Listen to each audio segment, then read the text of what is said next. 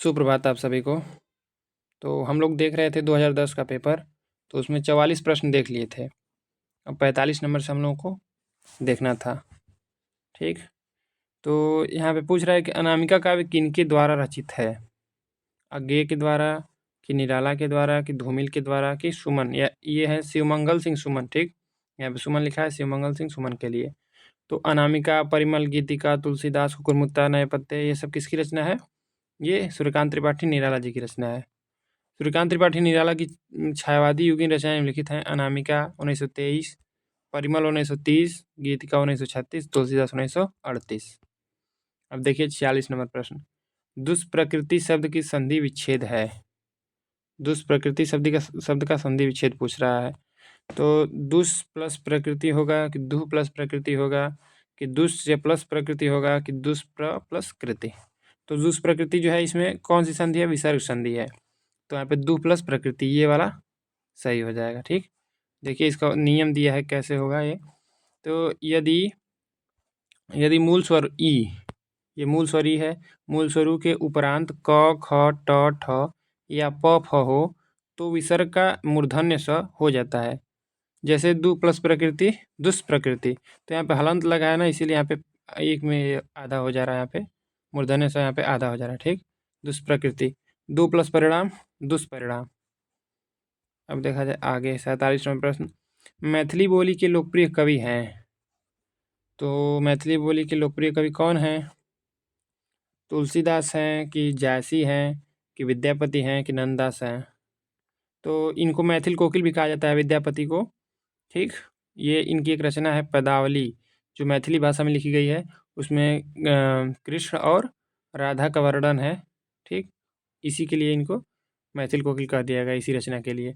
आदिकाल में विद्यापति जैसे श्रृंगारी कवि भी हुए हैं जिन्होंने मैथिली भाषा में पदावली की रचना की है।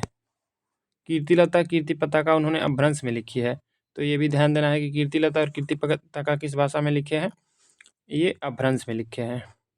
वे मिथिला के राजा शिव सिंह के दरबारी कवि थे। तो ये भी ध्यान देना है कि शिव सिंह के दरबारी कवि कौन थे? तो विद्यापति थे। विद्यापति को मैथिल कोकिल, कवि शेखर, सब उपाधि बहुत है इनकी। ठीक, विद्यापति की उपाधि बहुत ज़्यादा है। तो अभिनव जयदेव इनको कहा जाता है। तो जयदेव गीत गोविंद लिखे ना, इसलिए इनको भी कह दिया गया, क्योंकि ये पदावली में राधा कृष्ण का वर्णन किए हैं, इसलिए इनको भी अभिनव जयदेव कह दिया गया, के नामों से जाना जाता है। ठीक, अब देखा जाए 48 नंबर प्रश्न। हस्ताक्षेप का शुद्ध शब्द है। हस्ताक्षेप जो है वो शुद्ध नहीं है, उसका पूछ रहा है कि शुद्ध कैसे लिखा जाएगा। तो ये हस्त है, देखिए हस्तोक्षप होगा, कि हस्त का छेप होगा, कि हस्तक्षेप होगा, कि हस्तेक्षप होगा। तो इसमें ये वाला हस्तक्षेप जो है ये शुद्ध हो जाएगा। ठीक, अब 49 नंबर देखा जाए। सूरदास ने किस कृति को नहीं लिखा? तो सूरदास जो है सगुण भक्ति धारा की कृष्ण भक्त कवि है ना, तो ये कौन सी इनकी रचना नहीं है पूछ रहा है इसमें। तो सूर सारावली, दोहावली, साहित्य लहरी, सूर सागर। तो ये दोहावली, कृष्ण गीतावली, रामचरितमानस, ये सब किसकी रचना है? ये सब रचना है तुलसीदास की। ठीक, तो ये सूरदास की रचना नहीं होगी। डॉक्टर दीनदयाल गुप्त ने सूर द्वारा रचित 25 पुस्तकों की सूचना दी है, जिनमें सूर सागर, सूर सारावली, साहित्य लहरी। इसमें जो ये साहित्य लहरी रचना इनकी है, इसमें ये बताए हैं कि वंश परंपरा अपनी दी हैं। तो ये चंद्रवरदाई जो पृथ्वीराज रासो लिखे हैं और उनसे अपना बताते हैं कि उनके ये वंशज हैं। ठीक, चंद्र से अपना बताते हैं कि इनका संबंध है। अब देखिए ये रचना इनकी है सूर पचीसी। ठीक, सूर रामायण, सूर शाही और राधा रसकेली प्रकाशित हो चुकी हैं। वस्तुतः सूरसागर और साहित्य लहरी ही उनकी श्रेष्ठ कृतियाँ हैं, यही मोस्ट इम्पॉर्टेंट हैं दोनों, सूरसागर और साहित्य लहरी। दोहावली तुलसीदास की रचना कृति है। ठीक, अब देखा जाए 50 नंबर। आंसू शब्द है। तो आंसू में पूछ रहा है कि तत्सम है, कि तद्भव है, कि देशज है, कि इनमें से कोई नहीं है। तो आंसू जो है ये तद्भव है। ठीक, इसलिए कि अश्रु जो होता है, अश्रु, ये तत्सम होता है, अश्रु।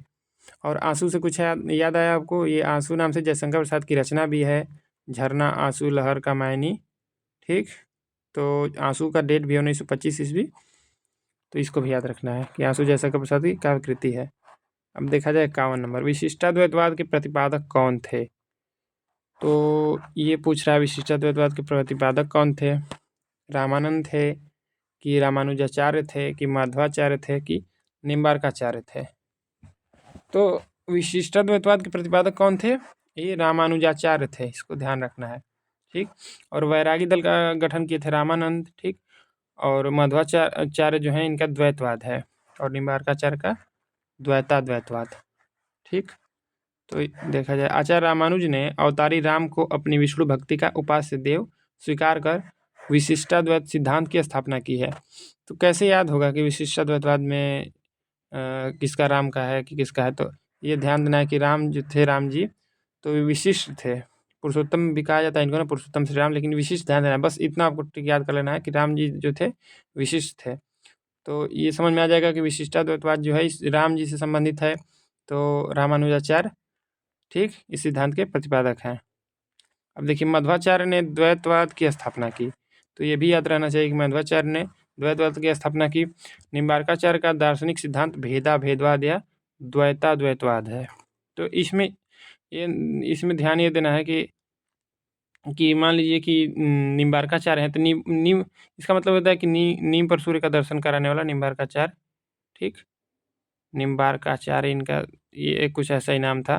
तो अब देखिए ये द्वैताद्वैतवाद है ना, तो इसको ऐसे याद करना है कि नींबू का हम लोग 2 टुकड़ा करते हैं तो हो जाता है ना, तो द्वैत अद्वैत 2 हो गया, द्वैत अद्वैत तो 2 टुकड़ा हो गया, द्वैत और अद्वैत मिला देंगे तो निम्बार्काचार्य का हो जाएगा, ठीक। ऐसे याद रखना है इसको, सिंपल ट्रिक है इसका।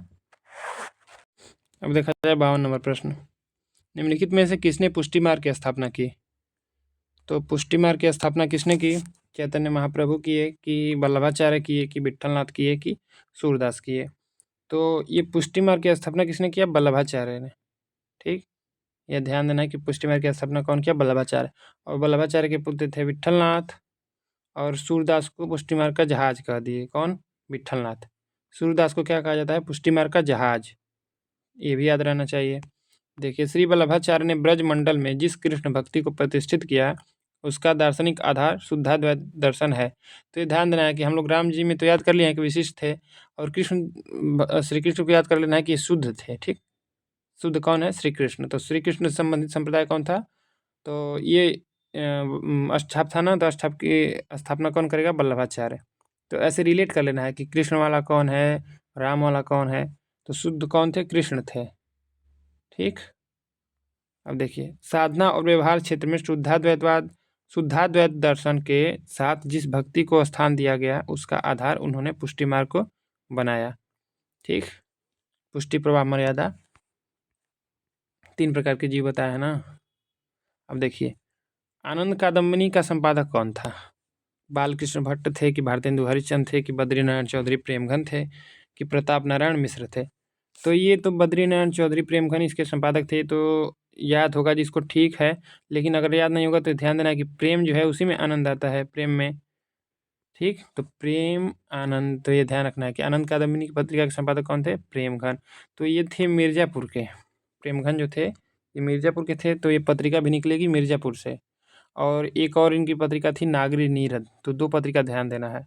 और बालकृष्ण भट्ट की पत्रिका थी, उसका नाम था हिंदी प्रदीप, ठीक। और भारतेंदु हरिश्चंद्र की 3 पत्रिकाएं थी, कवि वचन सुधा, उसमें ध्यान देना है। और प्रताप नारायण मिश्र निकाले थे ब्राह्मण पत्रिका, ठीक। तो इन पत्रिका ध्यान देना है कि भारतेंदु की ये पत्रिकाएं हैं। अब देखा जाए आगे, बद्रीनारायण चौधरी प्रेमघन ने साप्ताहिक नागरी नीरद और मासिक आनंद कादम्बिनी के संपादन द्वारा उन्होंने तत्कालीन पत्रकारिता को भी नई दिशा दी थी।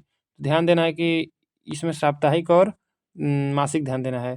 तो साप्ताहिक जो है नागरी नीरद है और मासिक जो है आनंद कादम्बिनी है। अब्र नाम से उन्होंने उर्दू में कुछ कविताएं लिखी हैं, तो उर्दू में अब्र नाम से कविता लिखे हैं। जीर्ण जनपद, आनंद अरुणोदय, हार्दिक हर्षादर्श, मयंक महिमा, अलौकिक लीला, वर्षा बिंदु आदि उनकी प्रसिद्ध कृतियां हैं, जो अन्य रचनाओं के साथ प्रेमघन सर्वस्व के प्रथम भाग में संकलित हैं। अब आगे देखा जाए 54 नंबर, निम्नलिखित में से कौन सा कवि अष्टछाप का कवि नहीं था? तो अष्टछाप में कृष्ण भक्त कवि थे ना, तो उसमें पूछ रहा कौन नहीं था। इसमें इसको एकदम याद रहना चाहिए, अष्टछाप के कवि जो 8 हैं, तो नंददास नहीं थे कि परमानंद दास नहीं थे कि छिद स्वामी नहीं थे कि हरिव्यास देव नहीं थे। तो ये नंददास जो है ये तो हैं ही, परमानंद दास भी हैं, चित स्वामी भी हैं, हरिव्यास देव जो हैं ये नहीं है। ठीक। अब देखिए 8 भक्त कवियों में 4 वल्लभाचार्य के शिष्य थे। तो 4 वल्लभाचार्य के शिष्य थे और 4 इनके पुत्र ये विट्ठलनाथ के, और इसी को मिला के अष्टछाप की स्थापना हुई थी। तो वल्लभाचार्य के शिष्य कौन थे? कुंभन दास, ये सबसे बड़े थे अष्टछापियों में। सूरदास ये सबसे मान लीजिए कि साहित्य में सबसे फेमस थे ये। अष्टछापियों में सबसे फेमस कर दिया तो सूरदास थे। परमानंद दास, कृष्णदास ये वल्लभाचार्य के शिष्य हैं। अन्य 4 गोस्वामी विट्ठलनाथ के शिष्य थे। तो इसमें गोविंद स्वामी। अभी ये एक प्रश्न बनता है कि संतों में पढ़े लिखे कौन थे? तो सुंदरदास थे। तो अब इसमें बन जाएगा कि अष्टछापियों में पढ़े लिखे कौन थे? तो गोविंद स्वामी थे। इनको भी ध्यान देना है। अब शीत स्वामी, चतुर्भुज दास, नंददास, तो सबसे जैसे महानता की बात की जाए तो सूरदास सबसे महान कवि थे इसमें अष्टछाप में। उसके बाद नंददास का नंबर आता है। ठीक। उनके बाद ये फेमस थे। और ये ध्यान देना है कि कुंभन दास के पुत्र थे चतुर्भुज दास। ठीक। ये भी पूछता है, प्रीवियस ईयर पेपर में पूछा है कि इसमें पिता और पुत्र का संबंध है। ठीक। अष्टछापी में। अब आगे देखा जाए, बादल राग के रचयिता हैं। तो ये बादल राग किसकी रचना है, कविता है? प्रसाद की है कि पंत की है कि निराला जी की है कि महादेवी वर्मा की है? तो बादल राग ये कविता लिखे कौन? निराला जी, सूर्यकांत त्रिपाठी निराला। ठीक। जूही की कली ये इनकी पहली कविता है। जागो फिर एक बार, राम की शक्ति पूजा, इस पे बंगला के कृतवास रामायण का प्रभाव है। और बादल राग स्नेह निर्झर बह गया है, रेत ज्यों तन रह गया है। ठीक। ये इनकी पंक्ति है, ये भी कविता है। सरोज स्मृति ये अपनी पुत्री पर लिखे हैं। संध्या सुंदरी, कुकुरमुत्ता, तुलसीदास, बेला, नए पत्ते आदि निराला की प्रसिद्ध कविताएं हैं। अनामिका, परिमल, गीतिका, तुलसीदास, अणिमा, अर्चना, आराधना आदि रचना कृतियां हैं। अब देखिए 56 नंबर प्रश्न, डॉक्टर हरिवंश राय बच्चन की कृति क्या भूलूं क्या याद करूं किस विधा में लिखी गई? एक प्रतिनिधि गद्य कृति है। तो इसकी विधा पूछ रहा है, क्या भूलूं क्या याद करूं? तो संस्मरण है कि उपन्यास है कि रेखाचित्र है कि आत्मकथा है? तो ये इनकी आत्मकथा है। 4 भाग में इनकी आत्मकथा है ना। ठीक। क्या भूलूं याद क्या याद करूं, नीटकाल में फिर, और बसेरे से दूर, 10 द्वार से सोपान तक। ये तो देखिए, क्या भूलूं क्या याद करूं, नीटकाल में फिर, बसेरे से दूर और 10 द्वार से सोपान तक, ये 4 भाग है इनकी आत्मकथा के। ये जो प्रवासी की डायरी है, डायरी विधा है इन्हीं की है, हरिवंश राय बच्चन की। ये डायरी विधा में लेकिन आएगी, यहाँ पे गलत दे दिया है। ठीक। अब देखा जाए 57 नंबर प्रश्न, अज्ञेय की असाध्य वीणा किस प्रकार की काव्य कृति है? तो असाध्य वीणा किस प्रकार की काव्य कृति है? खंड काव्य है कि प्रबंध काव्य है कि महाकाव्य है कि प्रलंब काव्य या लंबी कविता है? तो ये प्रलंब काव्य या लंबी कविता है असाध्य वीणा। ये जापानी लोक कथा पर आधारित है, ये भी ध्यान देना है। अज्ञेय जी की कविता असाध्य वीणा जापानी लोक कथा पर आधारित है। और इसी में प्रियंवद नाम का पात्र रहता है ना, ये भी ध्यान देना है। और पूछेगा कि इन एक सांप नाम से कविता इनकी है, अज्ञेय जी की, सांप नाम से। ठीक। तो व्यंग कविता है ये। सांप तुम सभ्य तो हुए नहीं, ऐसे ही कविता है ना। ठीक। अब देखिए आगे, जहाँ कारण बिना कार्य की उत्पत्ति होती हो वहाँ कौन सा अलंकार होता है? विभावना, विशेषोक्ति, असंगति, दीपक। तो इस यहाँ पे विभावना होता है। जहाँ कारण बिना कार्य की उत्पत्ति होती है वहाँ पे कौन सा अलंकार होता है? विभावना। जहाँ पर किसी रूप में कारण के बिना कार्य की उत्पत्ति का वर्णन किया जाए वहाँ पर विभावना अलंकार होता है। अब देखिए 59 नंबर प्रश्न, तो ऊपर वारों उर्वशी सुन राधिके सुजान, तू मोहन की उर्वशी, वह उर्वशी समान, यहाँ पे समान रहेगा, सुजान नहीं रहेगा, उर्वशी समान। तो उपयुक्त दोहे में कौन सा अलंकार है? यमक है कि अनुप्रास है, विश्लेष है कि वक्रोक्ति है? तो जहाँ पर शब्द की अनेक बार भिन्न अर्थों में आवृत्ति होती है वहाँ पर यमक अलंकार माना जाता है। ठीक। यमक का मतलब भी होता है शाब्दिक अर्थ की युग्म। ठीक ना। तो जिस अलंकार में वर्णों या व्यंजनों की किसी प्रकार समानता होती है वह अनुप्रास है। तो अनुप्रास अलंकार तो सबको पता है कि वर्णों की आवृत्ति होती है। श्लेष शब्द और अर्थ दोनों ही प्रकार के अलंकारों में माना जाता है। जहाँ पर ऐसे शब्दों का प्रयोग हो जिनसे एक से अधिक अर्थ निकलते हों वहाँ पर श्लेष अलंकार है। तो श्लेष का मतलब भी होता है चिपका हुआ। तो एक ही में कई अर्थ चिपके रहते हैं कि शब्द में। शब्द सीधे साधे हों पर तात्पर्य में गूढ़ व्यंग हो तो वहाँ वक्रोक्ति अलंकार होता है। ठीक ना। अब आगे देखा जाए 60 नंबर, शुद्ध वर्तनी का चयन करना है। इसमें कुमुदनी, दिया है कि कुमुदनी, कुमुदनी, कुमुदुनी और कुमुदिनी, और ये दिया है कुमदुनी। तो ये तो सब गलत है तीनों। ये कुमुदुनी जो दिया है, कुमुदनी, ये सही होगा। ठीक, तो ये शुद्ध वर्तनी है। नाटक जारी है किस विधा की रचना है? तो ये इसलिए दिया है कि लोग सोचेंगे कि नाटक इसमें दे दिया है तो नाटक होगा। वैसे ही बालबट आत्मकथा में करता है, लेकिन वो है उपन्यास, तो यही सब ध्यान देना रहता है। तो नाटक जारी है किस विधा की रचना है? उपन्यास है कि नाटक है कि निबंध है कि कविता है? तो नाटक जारी है, ये इनका लीलाधर जगुड़ी की रचना है, एक कविता है। शंखमुखी शिखरों पर नाटक जारी है, तो ये कविता है। ठीक, और खबर का मुंह विज्ञापन से ढका है, ये सब इनकी रचना है ना। अनुभव के आकाश में चाँद पे इनको साहित्य अकादमी मिला है, लीलाधर जगुड़ी को, ये भी ध्यान देना है। तो ये कविता है, तो इस पे मिला है इनको सरस्वती सम्मान, नाटक जारी है पे, ये ध्यान देना है। सरस्वती सम्मान कम लोगों को मिला है, इसलिए याद रहता है सबको। अब देखिए, गंगा का एक नाम है, गंगा का एक नाम है हंससुता, सुरसर, विष्णुपदी, धेनुमती। तो इसमें विष्णुपदी जो है, माना जाता है कि विष्णु भगवान के अंगूठे से निकली गंगा जी, और भगीरथ जो थे उन्हीं के पीछे पीछे आई और समुद्र में चली गई, स्वर्ग से उतरी और समुद्र में चली गई। तो अरे उसमें समुद्र में चली गई, तो विष्णुपदी जो है इनको कहा जाता है। तो गंगा के पर्वत निम्नलिखित हैं। भागीरथी कहा जाता है इसलिए क्योंकि भगीरथ के लाए थे धरती पे इनको, गंगा जी को। जाह्नवी, सुरसरी, देवसरी, त्रिपथगा, सूरध्वनि, नदीश्वरी, नदियों में सबसे महान है ना, मंदाकिनी, अलकनंदा, देवापगा, क्योंकि देवता के पैर से निकली है, देवताओं के पैर से, विष्णु भगवान के पैर से, इसलिए देवापगा कह दिया गया है। ठीक, विष्णुपदी। पर्यायवाची हम लोग को याद होना चाहिए, बस कुछ भी उसमें दिमाग लगाइए, बस याद होना चाहिए। अब देखिए 63 नंबर प्रश्न, पूर्वी हिंदी की बोली नहीं है। तो पूर्वी हिंदी की बोली इसमें कौन नहीं है? अवधी नहीं है, भोजपुरी नहीं है, बघेली नहीं है, छत्तीसगढ़ी नहीं है। तो अवधी, बघेली, छत्तीसगढ़ी एकदम इसको रट जाना कि ये पूर्वी हिंदी में आती है। ये भोजपुरी जो है बिहारी हिंदी में आती है। पूर्वी हिंदी की अवधी, बघेली और छत्तीसगढ़ी तीन उपबोलियाँ हैं। भोजपुरी बिहारी की उपबोली है। ठीक, अब देखिए रससूत्र की अनुमितिवादी व्याख्या करने वाले आचार्य हैं। तो रससूत्र वही है जो दिए हैं भरत मुनि, विभावानुभाव व्यभिचारी संयोगादि रस निष्पत्ति। तो उसमें उसकी व्याख्या कई लोग किए हैं। तो ये पूछ रहा है कि अनुमितिवादी व्याख्या कौन किया है? तो भट्टनायक किए हैं कि अभिनव गुप्त किए हैं कि लोलट, भट्ट लोलट ये हैं कि भट्ट शंकु किए हैं? तो अनुमितिवादी व्याख्या कौन किया है? भट्ट शंकु किए हैं। भट्ट लोलट का मत उत्पत्तिवाद या आरोपवाद कहा जाता है। आचार्य शंकु का मत अनुमितिवाद, भट्टनायक का मत भुक्तिवाद या भोगवाद, अभिनव गुप्त का अभिव्यक्तिवाद। तो देखिए इसमें क्या होता है कि पूछता बहुत है ये, तो इसको याद कैसे किया जाएगा कि किसका कौन है? तो देखिए यहाँ से देखा जाए शंकु के यहाँ से, अनुमिति त्रिकोणमिति हम लोग पढ़े हैं। ठीक, तो उसमें एक शंकु होता है। ठीक ना, तो बस ऐसे याद कर लीजिएगा, त्रिकोणमिति शंकु। तो अनुमिति, तो मिति आ रहा है ना त्रिकोणमिति में भी और अनुमिति में भी, तो ये शंकु का हो जाएगा। इसमें बस थोड़ा सा दिमाग लगाना है, याद हो जाएगा एक बार तो फिर ट्रिक नहीं याद करना पड़ेगा। अब देखिए भट्टनायक का मत भुक्तिवाद या भोगवाद है। तो देखिए जो नायक होते हैं भोगी होते हैं ना, तो इसलिए भोगवाद हो जाएगा, भट्टनायक का भोगवाद।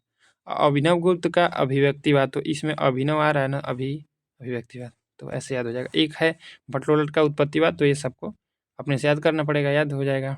अब देखिए 65 नंबर प्रश्न, निम्नलिखित में कौन शब्द स्त्रीलिंग नहीं है? स्त्रीलिंग कौन नहीं है? पानी नहीं है कि मानी नहीं है कि कहानी नहीं है कि रानी नहीं है? तो सबको पता है कि कहानी स्त्रीलिंग है, रानी भी स्त्रीलिंग है, मानी भी स्त्रीलिंग है। ये पानी पुल्लिंग है, ध्यान देना है। ठीक, पानी स्त्रीलिंग है। पानी बहता है ना कि पानी बहती है? पानी बहता है। ठीक, अब देखिए निशीथ का उपयुक्त अर्थ है। निशीथ बहुत अच्छा शब्द है, निशीथ। अर्धरात्रि का समय, संध्या का समय, प्रातः का समय, इनमें से सभी। तो निशीथ का मतलब होता है अर्धरात्रि का समय। ठीक ना, अर्धरात्रि के समय को कहा जाता है निशीथ। अब देखिए झूला नट उपन्यास की रचनाकार हैं। झूला नट मैत्रेयी पुष्पा हैं कि मृदुला गर्ग हैं कि उषा प्रियंवदा हैं कि शिवानी हैं? तो ये झूला नट उपन्यास किसका है? मैत्रेयी पुष्पा का है। ठीक, इदन्नम चाक 1997, झूला नट 1991, अलमा कबूतरी, इसमें कबूतरी जाति के बारे में लिखी है, ये मैत्रेयी पुष्पा के उपन्यास हैं। ठीक, अब देखा जाए 68वां प्रश्न, उत्तर कबीर पर व्यास सम्मान पाने वाले रचनाकार हैं। उत्तर कबीर पर व्यास सम्मान किसको मिला है? कुंवर नारायण को मिला है कि केदारनाथ सिंह को मिला है कि रामविलास शर्मा को मिला है कि भवानी प्रसाद मिश्र को मिला है? तो उत्तर कबीर पर व्यास सम्मान किसको मिला है? केदारनाथ सिंह को मिला है, ठीक ना। केदारनाथ सिंह को उत्तर कबीर तथा अन्य कविताओं पर सन 1997 में व्यास सम्मान मिला। देखिए ये जो ऑप्शन रखे हैं लोग, इसमें सबको कुछ ना कुछ पुरस्कार मिला हुआ है। तो केदारनाथ सिंह को व्यास मिला है उत्तर कबीर पे, और अकाल में सारस पे साहित्य अकादमी मिला है। अब देखिए कुंवर नारायण को ज्ञानपीठ भी मिल चुका है, और कुंवर नारायण को ज्ञानपीठ मिला है ना, और इनको भी साहित्य अकादमी भी मिला है, ठीक, कुंवर नारायण को, और व्यास भी मिला है इनको, कुंवर नारायण को। तो इनको आत्मजयी पे व्यास मिला है कुंवर नारायण को, ठीक, ये ध्यान देना है। और कोई दूसरा नहीं इस पे साहित्य अकादमी पुरस्कार मिला है, ठीक। तो कुंवर नारायण को भी ध्यान देना है। और रामविलास शर्मा जो हैं, इनको सबसे पहले व्यास मिला 1991 में, भारत के प्राचीन भाषा परिवार और हिंदी, इस पे इनको सबसे पहले व्यास सम्मान मिला 1991 में। उसके बाद 1992 में इनको मिला नीला चाँद पे। और उसके बाद देखिए भवानी प्रसाद मिश्र जो है, ये शिव प्रसाद सिंह नीला चाँद उनकी रचना है। तो भवानी प्रसाद मिश्र जो हैं, इनको भी पुरस्कार मिल चुका है, ठीक। तो बुनी हुई रस्सी एक रचना है इनकी, उस पर इनको साहित्य मिला है। तो देख रहे हैं इसमें कि जिसको जिसको साहित्य या व्यास मिला है उसी को ऑप्शन में रखा गया है। मतलब ये कि जिसको साहित्य या व्यास कुछ भी पुरस्कार मिल गया है उसको पढ़ना एकदम जरूरी है। अब देखिए प्रेम मार्गी कवि नहीं है, सूरदास, मलिक मोहम्मद जायसी, मुल्ला दाऊद मंझन। तो प्रेम मार्गी कवि कौन नहीं है? सूरदास नहीं है, क्योंकि ये कृष्ण भक्ति में आते हैं ना, सगुण भक्ति में, ये कृष्ण भक्ति में आते हैं। सूरदास सगुण मार्गी कवि हैं, इनकी रचनाएं सूर सागर, साहित्य लहरी एवं सुर सारावली हैं। जैसे मुल्ला दाऊद एवं मंझन प्रेम मार्गी कवि हैं, ठीक। अब 70 नंबर देखा जाए, सही गुण चुनिए। तो ये क्या दिया है? ये दिया है, इसमें लिंग दिया है, काले टोपी होगा सही, कि सुनहरी पत्ता होगा, कि दुबला पतला लड़का होगा, कि उड़ता हुआ चिड़िया। तो देखिए यहाँ पे ये दुबला पतला जो लड़का है यही सही है, लिंग इसी में सही आ रहा है। इसमें देखिए काले टोपी नहीं होगा, काली टोपी होगा। ये सुनहरी पत्ता नहीं होगा, सुनहरा पत्ता होगा। यहाँ पे उड़ता हुआ चिड़िया नहीं होगा, उड़ती हुई चिड़िया होगा, ठीक। अब नीचे देखिए मिलान करना है, ये संस्कृत साहित्य से पूछ रहा है इसमें। तो पूछा है कि कालिदास की रचना कौन है? तो कालिदास की रचना ऋतु संहारम है। भवभूति की रचना कौन है? उत्तर रामचरितम है। ये करुण रस प्रधान रचना है, इसमें 7 अंक है, ध्यान देना है इसको। अब देखिए दंडी की है दस कुमार चरित, बाणभट्ट की है कादम्बरी, और श्रीहर्ष का नैषधीय चरितम है। तो इसको माना जाता है कि इसमें 22 सर्ग हैं, और इसको माना जाता है कि ये विद्वानों के लिए औषधि है, ठीक, नैषधीय चरितम। अब देखा जाए आगे, कालिदास की रचना है रघुवंशम। देखिए रघुवंशम महाकाव्य है, इसमें 19 सर्ग है, ठीक। कुमार संभव में 17 सर्ग है, मेघदूतम, ऋतु संहारम, अभिज्ञान संकुतलम में 7 अंक है, नाटक है ये, विक्रमोर्वशीयम, मालविकाग्निमित्रम। भवभूति की रचनाएं हैं उत्तर रामचरितम, ये करुण रस प्रधान है, मालती माधव, इसमें 10 अंक है। तो ये श्रृंगार रस प्रधान है, महावीर चरितम वीर रस प्रधान है, इसमें 7 अंक है। दंडी की रचना कृतियाँ दस कुमार चरितम, काव्यादर्श, अवंती सुंदर कथा, छंदोविचित, कला परिच्छेद, द्विसंधान काव्य, बाणभट्ट की कादम्बरी एवं हर्षचरित है। अब देखिए श्रीहर्ष की नैषधीय चरितम, प्रियदर्शिका, नागानंद एवं रत्नावली। तो यहाँ पे गलत दिया है, ये नैषधीय चरितम बस जो है श्रीहर्ष की रचना है, और प्रियदर्शिका, नागानंद एवं रत्नावली ये हर्षवर्धन की रचना है, हर्ष, ठीक। अब देखिए 72 नंबर प्रश्न, निम्नांकित में से पुल्लिंग शब्द कौन सा है? पुल्लिंग पूछ रहा है, मजा होगा कि सजा होगा कि कजा होगा कि रजा होगा? तो मजा जो है पुल्लिंग शब्द है, ठीक। मजा आता है ना कि मजा आती है? तो मजा आता है। अब देखिए 73 नंबर प्रश्न, हिंदू मग पर पाँव न राख्यों, काजो बहुते हिंदी भाख्यों, यह उक्ति किस रचना और रचनाकार से संबंधित है? तो नूर मोहम्मद इंद्रावती से है, कि उस्मान की चित्रावली से है, कि नूर मोहम्मद की अनुराग बांसुरी से है, कि कासिम शाह की हंस जवाहिर से है? तो ये नूर मोहम्मद की रचना है, अनुराग बांसुरी, उसी की ये पंक्ति है, हिंदू मग पर पाँव न राख्यों, काजो बहुते हिंदी भाख्यों। अब देखिए आगे 74 नंबर प्रश्न, सबसे बड़ा सिपहिया के रचनाकार हैं? तो सबसे बड़ा सिपहिया उपन्यास है, किसका उपन्यास है? वीरेंद्र जैन का है, कि वीरेंद्र कुमार का है, कि मिथिलेश्वर का है, कि गोविंद मिश्र का है? तो ये है वीरेंद्र जैन का उपन्यास, ठीक, वीरेंद्र जैन का उपन्यास है मिथिलेश्वर भी उपन्यासकार हैं, और ये भी हैं गोविंद मिश्र भी, इनको भी पुरस्कार मिल चुका है। अब देखिए, जब हम प्रीति, उदारता और भलमनसाहत का बर्ताव करते हैं, तब भी वे यही समझते हैं कि हम उनसे घृणा कर रहे हैं, और हम चाहे उनका भी जितना ही उपकार करें, बदले में हमें अपकार ही मिलेगा। यह कथन किस निबंध से लिया गया है? तो ये किस निबंध से लिया गया है, यही पूछ रहा है। घृणा निबंध से, कि प्रीति और लोभ से, कि ईर्ष्या तू न गई मेरे मन से, ठीक, कि मित्रता से? तो घृणा नाम से निबंध कौन लिखा है?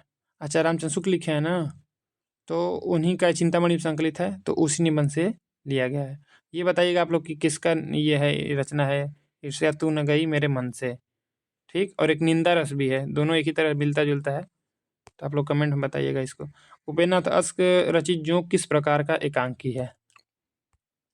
तो प्रतीकात्मक है, कि सामाजिक व्यंग्य है, कि मनोवैज्ञानिक है, कि राजनैतिक व्यंग्य है? तो उपेन्द्रनाथ अश्क लक्ष्मी का स्वागत इनकी रचना है। ये जो है प्रतीकात्मक नाटक है, ठीक, जोंक। तो उपेन्द्रनाथ अश्क लक्ष्मी का स्वागत इनका नाटक है। सूखी डाली, ये बहुत इंपॉर्टेंट है, सूखी डाली उनके पारिवारिक जीवन से संबंधित एकांकी हैं। तो ये पारिवारिक जीवन से संबंधित है, ठीक। लक्ष्मी का स्वागत, सूखी डाली। तो अधिकार का रक्षक उनका व्यंग्य प्रधान एकांकी है। अश्क ने यहाँ पे देखिए गलत लिख दिया है, शिल्पी टाइपिंग मतलब आंसर भी गलत दिया जाता है किसी किसी में। तो अश्क यहाँ पे रहेगा। अश्क ने जोंक एकांकी में निर्लज्ज लोगों को अपनी विषय वस्तु बनाया है, जो जोंक की तरह दूसरों का खून चूसते रहते हैं। चरवाहे, पर्दा उठाओ पर्दा गिराओ, ठीक, ये दोनों है। अंधी गली, साहब को जुकाम, 25 श्रेष्ठ एकांकी, पक्का गाना, देवताओं की छाया में, लक्ष्मी का स्वागत, 6 एकांकी और जोंक अश्क के प्रसिद्ध एकांकी हैं। लक्ष्मी का स्वागत ये भी मोस्ट इम्पॉर्टेंट है, ठीक। अब देखा जाए आगे, छायावाद की पहली रचना मानी जाती है। छायावाद की पहली रचना कौन है? तो पल्लव है, कि लहर है, कि कामायनी है, कि झरना है? तो झरना जो है इसको माना जाता है कि छायावाद की पहली रचना है, ठीक। और पल्लव को घोषणा पत्र कहा जाता है छायावाद का। कामायनी में 15 सर्ग है, और लहर 1933 में है, जयशंकर प्रसाद की रचना है। तो छायावाद नाम से कोई आलोचना भी लिखा है, वो नामवर सिंह लिखे हैं। छायावाद आलोचना कौन लिखा है? नामवर सिंह। देखिए, आचार्य शुक्ल ने छायावाद का प्रारंभ 1918 ईस्वी से माना है, क्योंकि छायावाद के प्रमुख कवियों में पंत प्रसाद निराला ने अपनी रचनाएं लगभग इसी वर्ष में लिखनी प्रारंभ की थी। 1918 ईस्वी में प्रसाद का झरना प्रकाशित हो चुका था। तो 1918 में झरना प्रकाशित हुआ तथा निराला की प्रसिद्ध कविता जूही की कली 1916 ईस्वी में प्रकाशित हुई थी। तो इसका भी डेट याद रखना है कि जूही की कली 1916 में प्रकाशित हुई थी। पंत के पल्लव की कुछ कविताएं भी 1918 में प्रकाशित हो चुकी थी। प्रसाद की कामायनी 1935 में प्रकाशित हुई। इसमें बहुत कन्फ्यूजन रहता है कि 36 है कि 35 है कामायनी, इसको ध्यान देना है कि 35 है कामायनी, ठीक। अब देखा जाए 78 नंबर, निम्नांकित वाक्यों में क्रिया विशेषण युक्त वाक्य कौन सा है? क्रिया विशेषण का मतलब जिसमें क्रिया का विशेषण बताया जाए। तो मैं कल नहीं जाऊंगा, यह फूल सुंदर है, लड़का रोते रोते घर पहुंचा, आज शाम को मत आना। तो लड़का रोते रोते घर पहुंचा, ये जो है इसमें क्रिया विशेषण है, ठीक। अब देखिए आगे 79 नंबर, वियोगी हरि का वास्तविक नाम क्या था? वियोगी हरि का वास्तविक नाम क्या था? हरिहर प्रसाद, की हरि प्रसाद, के राम प्रसाद, कि इनमें से कोई नहीं। तो इनका नाम था हरि प्रसाद द्विवेदी, ठीक। वियोगी हरि का पूरा नाम क्या था? हरि प्रसाद द्विवेदी। अब देखिए आगे, भारतीय भाषा परिषद कोलकाता द्वारा प्रकाशित पत्रिका है। तो वसुधा, आलोचना, साहित्य, वागर्थ। तो ये वागर्थ पत्रिका जो है ये भारतीय भाषा परिषद कोलकाता द्वारा प्रकाशित पत्रिका है। अब देखा जाए 81 नंबर प्रश्न, भारतीय नारी की समस्याओं को आधार बनाकर महादेव वर्मा ने कौन सा ग्रंथ लिखा है? तो पथ के साथी लिखी हैं, कि श्रृंखला की कड़ियाँ लिखी हैं, कि अतीत के चलचित्र चित्र लिखी हैं, कि इनमें से कोई नहीं। तो श्रृंखला की कड़ियाँ जो है ये भारतीय नारी की समस्याओं को आधार बनाकर लिखी हैं महादेव वर्मा। श्रृंखला की कड़ियाँ। एक और प्रश्न बना था कि हिंदी में पर लिखने वाली पहली महिला लेखिका कौन है? तो ये ही है महादेव वर्मा। तो इसी में है श्रृंखला कड़ियाँ में, ठीक। इसको ध्यान देना है। और ये पथ के साथ ही जो है इनका संस्मरण है, और अतीत के चलचित्र रेखा चित्र है, ठीक। तो पथ के साथ ही भी ध्यान देना है कि संस्मरण है, इसमें कुछ लोगों को याद की हैं ये। अब देखिए महादेव वर्मा की रचना कृतियाँ निम्नलिखित हैं: निहार, रश्मि, नीरजा, सांदगीत, यामा। तो ये जो है निहार, रश्मि, नीरजा, सांदगीत, तो निहार, रश्मि, नीरजा और सांदगीत ये यामा में संकलित है। निहार, रश्मि, नीरजा, सांदगीत। यामा में निहार, रश्मि, नीरजा और सांदगीत के सभी गीतों का संग्रह है।